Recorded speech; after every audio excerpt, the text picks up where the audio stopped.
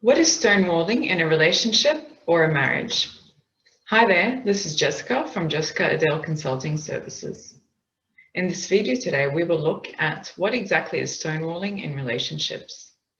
Stonewalling in a relationship is where a person avoids engaging in discussion with you or avoids problem solving or trying to cooperate with you to try to work through the problem or the issue that you have put forward basically to the other party.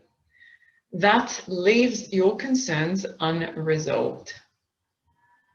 Stonewalling is also commonly known as the silent treatment, where the stonewaller becomes essentially like a stone wall. The stonewaller behaves in a way of withholding emotions, avoids discussing particular topics that are raised by you, and acts like the concerns that you've raised to them is trivial or dismisses you for making a big deal out of nothing, with the intent there to silence the topic and not to bring it up again or shove it under the rug so that the stonewaller doesn't have to deal with that topic. Sometimes the stonewaller, well, most of the times the stonewaller expects that you can mind read them.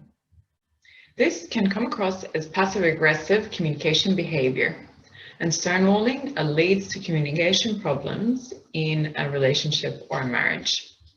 Other signs of stonewalling could be that your partner ignores when you talk and doesn't respond to you or walks away from the conversation.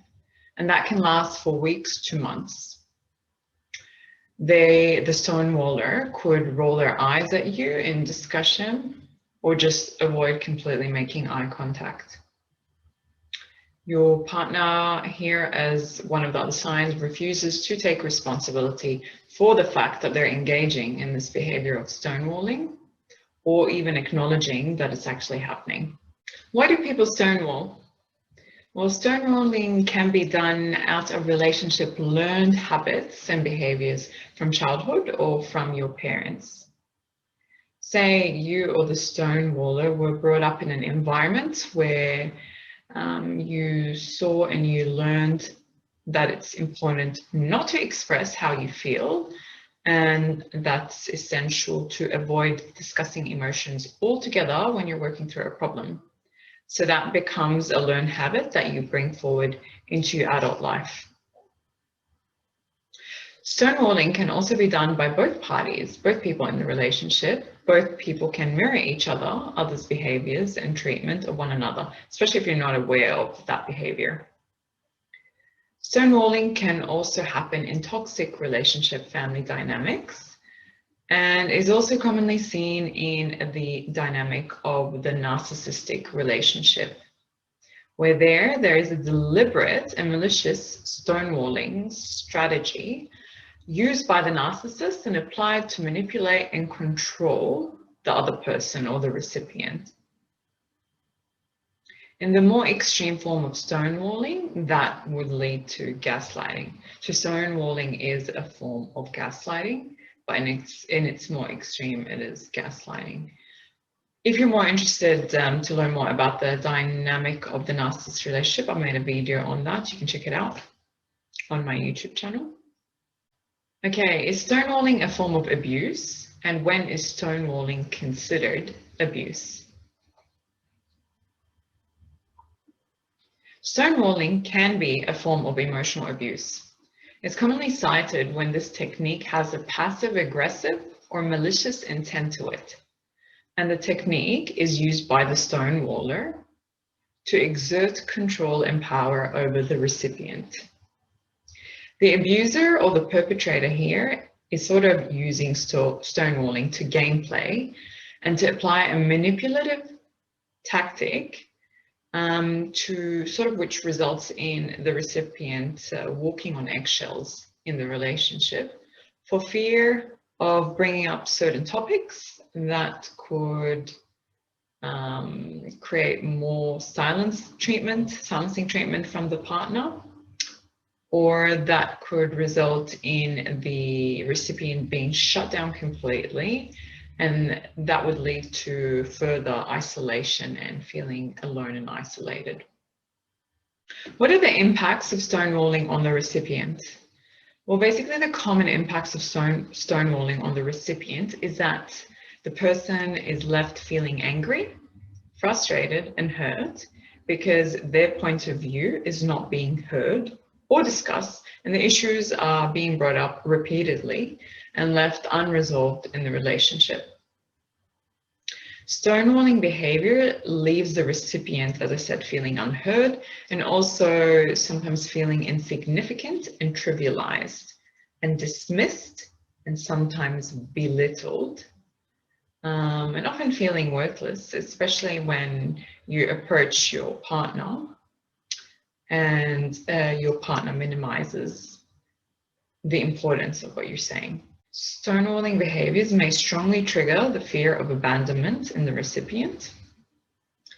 As I said earlier, stonewalling is a form of gaslighting in its extreme application, and it also has the effect of making the recipient doubt their value as a human being and as a person, and you sort of feel like your reality, like you're going crazy in that particular dynamic.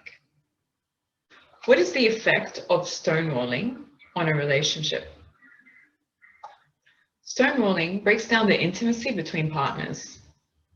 When you have two couples living in one relationship, they're living their separate lives, they're not being intimate, and you're basically existing in that dynamic without any intimate connection. A pattern of stonewalling is very disruptive and destructive to a relationship, and over time it may lead to breakup, it may lead to divorce and damage to the well-being of each people involved in it. And if you have children, the stonewalling can be picked up by your children and can be detrimental to their mental health and their development and well-being. Okay, so how do you deal with and respond to stonewalling, and can it be cured? Once you recognize what is happening and this behavior and the dynamic, if you can't directly work it out with your partner and the reasons for this behavior and you can't talk through that, you can't reach them, then decide yourself if you still want to engage or participate in this relationship. It would also help you to see a professional depending on what you'd like to achieve in your relationship, and the professional can help you perhaps clarify what you're seeking. Maybe it will be helpful to see a coach or a relationship counselor or a mediator or a family dispute resolution practitioner like myself, who could facilitate room for discussion between both parties in order to work through solutions to improve the issues in your relationship and improve the communication.